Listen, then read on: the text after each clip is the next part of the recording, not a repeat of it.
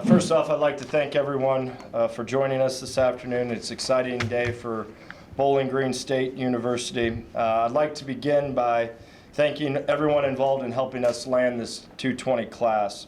Our president, our faculty, and the athletic administration, Bob Moosebrugger, Kit Hughes, Elizabeth Laymaster in financial aid, Harley King in compliance, Marisha Taschenberg in academics, Chet Hessen in student athletic affairs, our video department, our equipment people, the training staff, Kevin Tolbert in the weight room, Jason Knavel in communications, our local businesses. I really appreciate you guys opening up your restaurants and your hotels to us.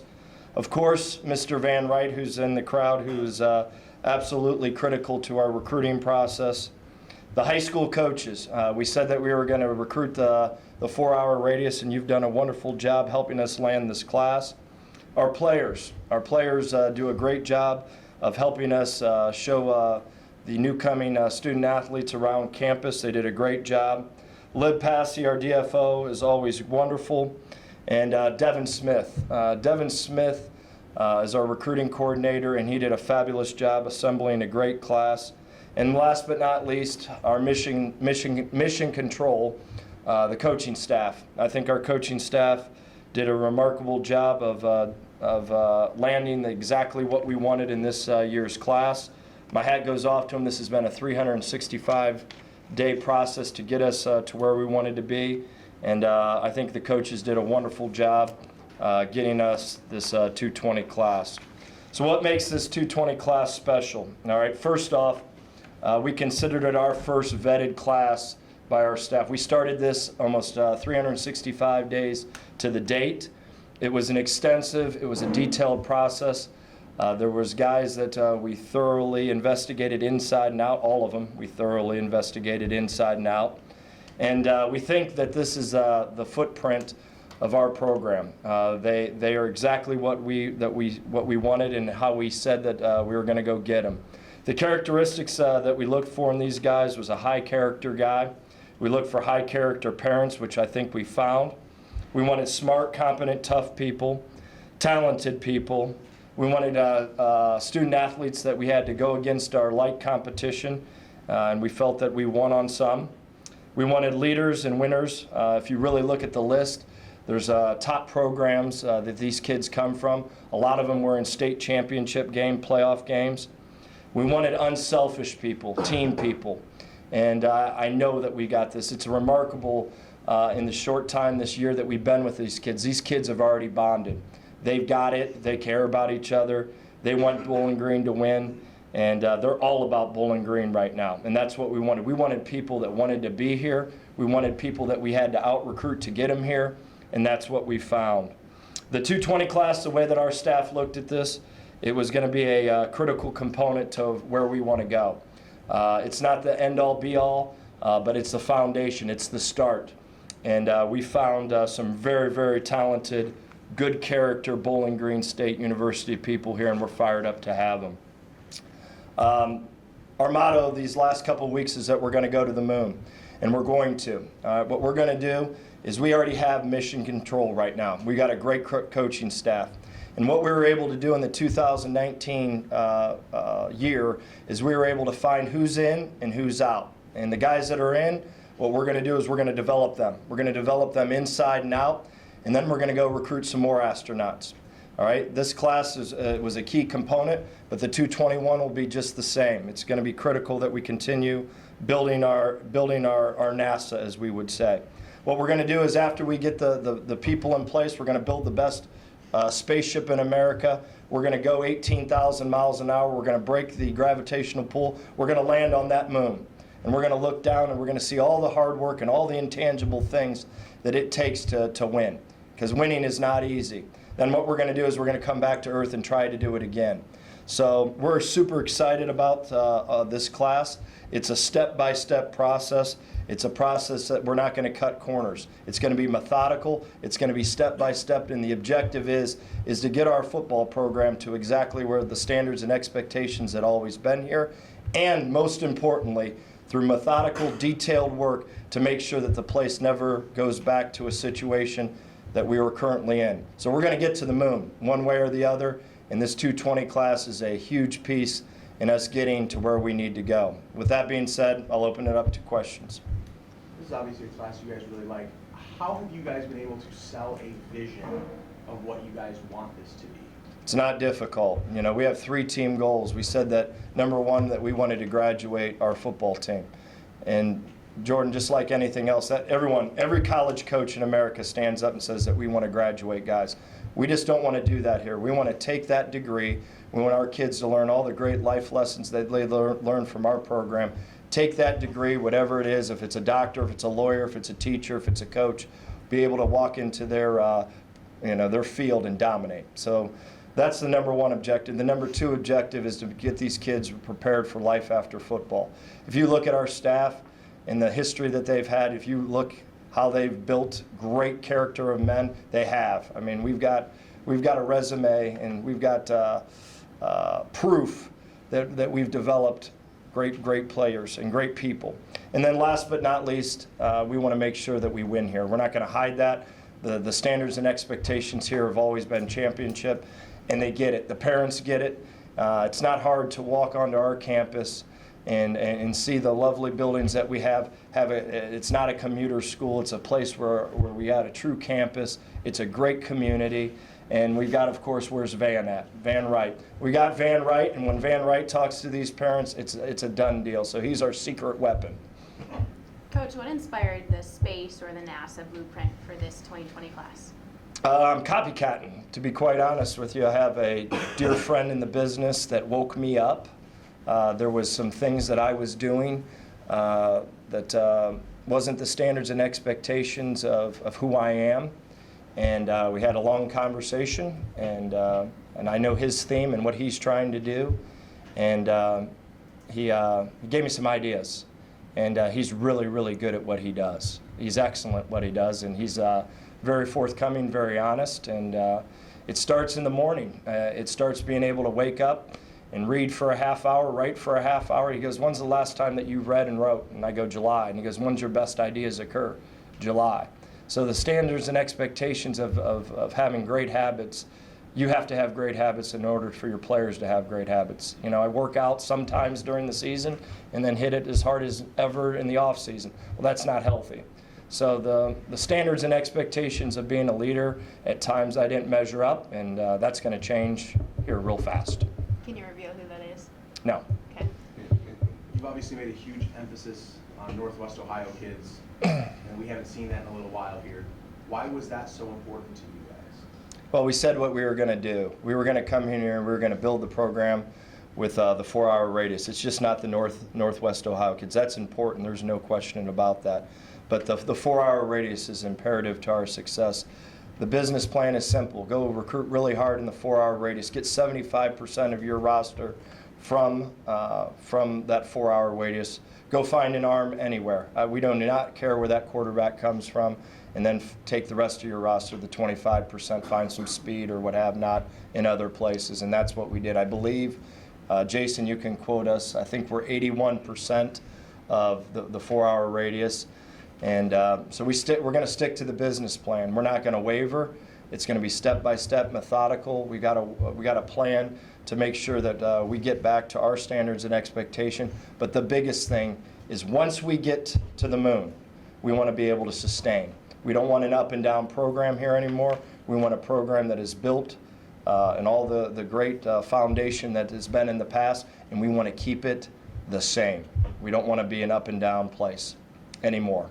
I know even when you were at Boston College, you had a good relationship with Riley Keller and his dad. Yes. What was it about Riley that you noticed from a young age that you liked? Well, he's got it. I mean, he's a guy that his uncle or cousin is Ben Roethlisberger. I mean, come on now. I mean, I remember sitting in Ben's house trying to convince him to go to Central Michigan. I think that's where I was my first job. But the moral of the story is that I think he's got it. You know, I think he's a very competitive kid that's all in. He wants to be at Bowling Green. I mean, that's a huge aspect of, we want people here that are wearing their Bowling Green gear. They're so proud of where they come from. And if you get that going, and you have a little bit of love, a lot of love, excuse me, with each other, you got a chance to have a special place and a special program. So he wants to be here, and super excited to have him. You have a handful of kids in this class that got 4 or 5 offers and ended up here anyway. What does that tell you about this particular class? Well, just like I said at the beginning, this class is different. They are connected at the hip. It's fascinating. In the 2 official visits that we had this past weekend and the ones that we had in the summertime, they're connected, and they're constant in communication with each other. They care about each other already. There's a love that's already beginning, and once you get that going, you got a shot. And this whole thing is going to always be built on character, love for each other, and unselfishness. And we'll get enough talent, but whenever you don't have those other ingredients, you absolutely have no shot. Do you need talent? You absolutely do. But a place like this, and listening to all the guys that have won the championships in the 90s and what have not, it was all based on character, love, and there was enough talent, don't get me wrong. But when they care about Bowling Green and they care about each other, you got a chance to have a really special place. You've been adamant that some way, somehow, you were going to find a way to turn this thing around. Your first recruiting class of this caliber, is that kind of, one class isn't going to turn it around per se, but is it rejuvenating? Does it kind of bring energy back to the program? I never get into the rankings because I think they're skewed. Never have. But our job, my job is 2 things. Number 1, hire a great staff. Number 2, bring in the best players with the best character that love Bowling Green and that are going to win for Bowling Green. So that's our job. That's my job, and that's what we're going to do. And we said that from the beginning. I don't know how I would go back and do 2019 in 3 weeks. I have no idea. I've had that conversation last night with Bob. I have no clue. That was a great learning experience. But the cool thing about this last experience is it was a relentless effort, 365 days, and we didn't waver from what we wanted. There were some better players that we passed on, but they didn't have the character, they didn't have the love for being here that the other kids had. And that's going to be our formula. It's going to be character. It's going to be unselfishness. You got to have talent, and we got talent. But those other components, I'm convinced more and more after doing this that those are the ones. And looking back, I look back at our championship teams that we've been a part of. It's what they were. They were tough, competent, smart people that cared about each other, loved each other like no other, and they were talented. Yes, I got it. But I also been a part of teams that have been super talented and never won it. So you got to have those other things. In this class, you had 9 offensive, defensive linemen, 3 tight ends. Those positions take time to develop, but is that part of the foundation that you're talking about? No question about it, and we're going to try to get more. There's no secret. We need to recruit 5 more offensive linemen in next year's class and 5 more defensive linemen. That's not a secret. We need to redo the lines first. That's absolutely imperative. Those are the positions that take the most time to develop. You can typically get a skilled kid to play faster than you can an offensive lineman. So our thought process was big, big, big, big, and that's going to continue here for a little bit until the big, big, big is right what we want it to be. When you recruit 2 quarterbacks in the same class like this, what is the mindset? And do you just roll the ball out and eventually say, whoever's the best is going to go out and play? Jordan, you would be playing here with the numbers that we have at quarterback. We don't have too many of them. Typically we would like to take only 1 per class, but we're in a situation that Matt McDonald's the only scholarship quarterback right now. So then you add the 2 freshmen, which is extremely valuable. Having Tucker Melton come in here in January is absolutely imperative for our football team. And to be quite honest with you, if it was possible, which it's almost impossible to do, I'd have loved to take 3 because our numbers are down at that position. We want to always have 4 to 5 quarterbacks on scholarship, and normally, generally, we would like to take 1 per class, but it is what it is. That's where we're at, and that's what we had to do. And it's going to be exciting to watch these 2 young guys compete. It's going to be exciting to watch these 2 young guys push Matt. It's going to be great. That's what I love about that room. Most of the time when you have the right room, it's the most competitive. just furious competition, but they all pull for each other. They all help each other. That's the special thing about having a really, really good quarterback room. I've been a part of a quarterback room and been actually a problem in a quarterback room at one time, you know, I mean, because you're so competitive that you take it past to where it's supposed to be. But again, it's all about the team. It's all about the team, and those guys they'll handle it like champs. Will you guys look for a transfer quarterback as well as try to add to another one? No, we're not doing that. No, we're gonna go into the 2019, or excuse me, 2020 fall with those three. With Levi, he got late Big Ten entrance, his position coach left. What was the difference to get him here? Relationship. He was the funny story of the class.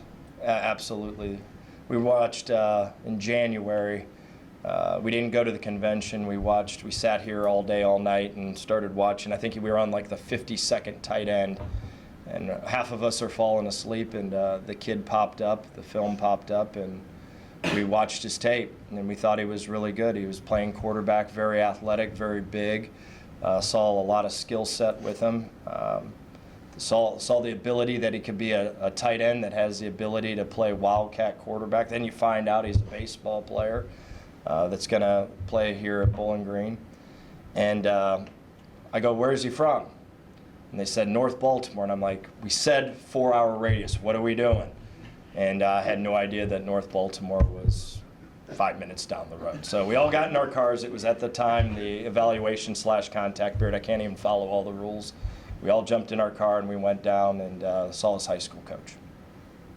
You told me a couple weeks ago that the foundation of the team going forward is going to be control the line of scrimmage on both sides of the ball, get a quarterback and a couple people who can make plays on either side of the ball. It seems like this class is a spitting image of kind of what you wanted to start building. That's kind of Yeah, and again, we're not going to, as rocky as it might get, all right, because we're not done yet.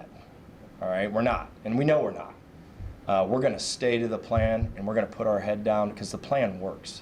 All right, we didn't make this plan up. I didn't make this plan up. There's a lot of great coaches that have followed this plan, and it worked. Dave Clausen was one that did it here. He kept his head down. He said, "We're going to redshirt everyone." He wasn't.